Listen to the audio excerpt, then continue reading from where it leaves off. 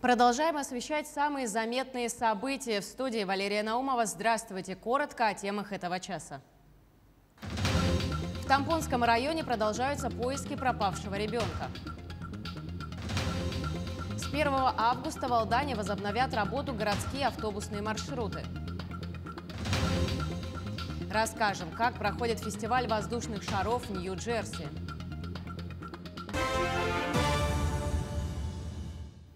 В Тампонском районе продолжаются поиски пропавшего ребенка. Подросток 14 лет пропал в местности Черный Прижим, 598 километр автодороги Колыма. Сегодня из Якутска на поиски вылетела оперативная группа спасателей ГБУ «Служба спасения Республики Саха-Якутия».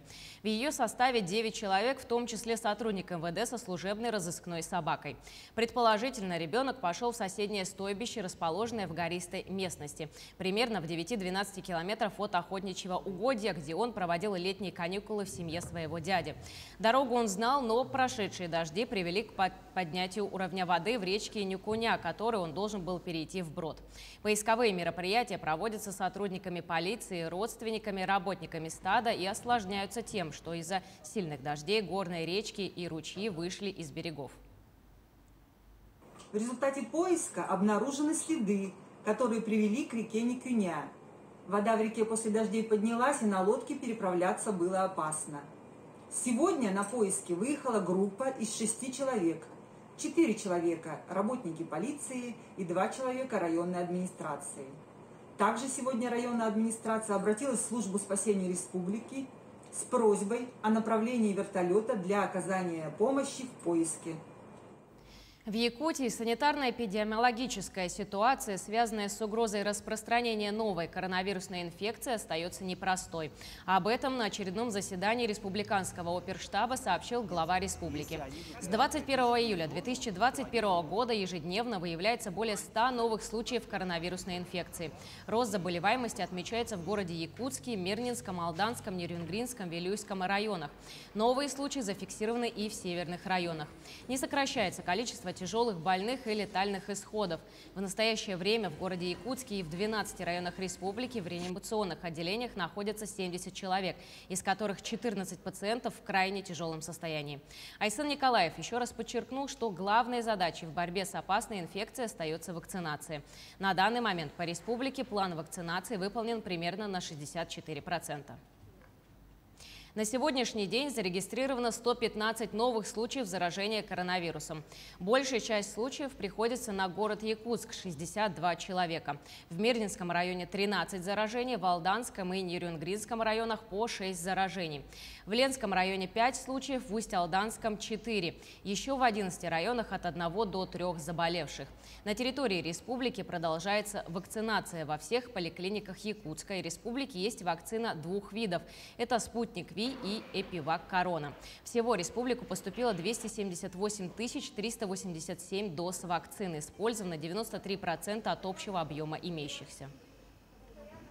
Необходимо обратить внимание, что увеличение количества случаев за неделю прежде всего связано с окончанием первого этапа отпусков на территории республики.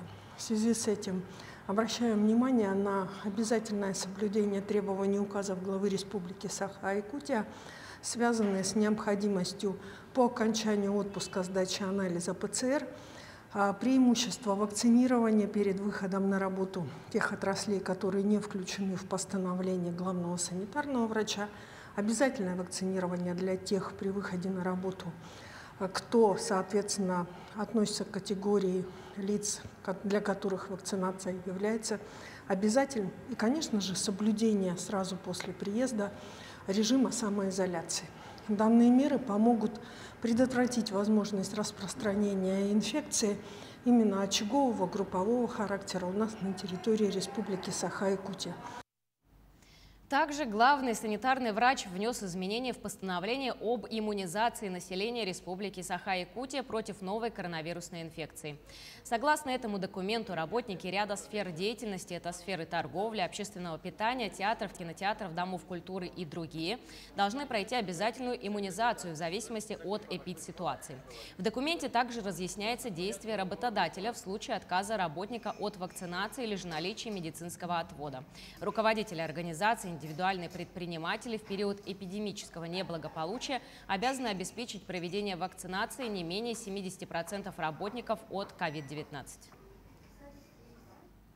В Якутии за вчерашние сутки было ликвидировано 45 пожаров, локализовано 16. Привлечено более 2000 человек и почти 300 единиц техники. Об этом в ходе брифинга оперативного штаба сообщил первый заместитель председателя правительства Якутии Дмитрий Садовников. Так, по данным оперштаба, сегодня на территории региона действует 154 пожара. Из них тушится 52, локализовано 16. За сутки ликвидировано 45 пожаров, также вновь обнаружено 18. Работают авиация Министерства чрезвычайных ситуаций, Министерства обороны Российской Федерации и местных авиакомпаний. На особом контроле Главного управления находятся 2 приближенных природных пожара у населенного пункта Ударник Тампонского района и у населенного пункта Харатумул Аймиконского района. Прямой угрозы перехода огня на населенные пункты нет. В случае ухудшения обстановки и для защиты населенных пунктов от лесных пожаров на территории Якутии в резерве находится аэромобильная группировка ведомства в количестве 90 человек личного состава и 9 единиц техники. В готовности к применению находится авиация МЧС России. Сегодня планируется ее применение на территории Верхневилюйского и Хангаласского районов.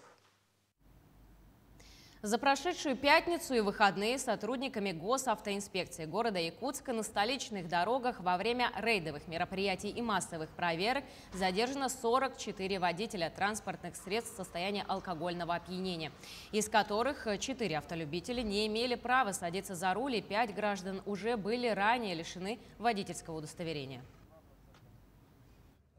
Поэтому госавтоинспекция обращает внимание участников дорожного движения о недопущении управления транспортным средством в состоянии алкогольного опьянения и просит всех жителей и гостей нашей столицы, чтобы они сообщали о водителях, которые управляют транспортными средствами в нетрезвом состоянии, позвонить по телефонам дежурной части госавтоинспекции города Якутска по короткому номеру 127, либо 35 22 22 и 47 35 69.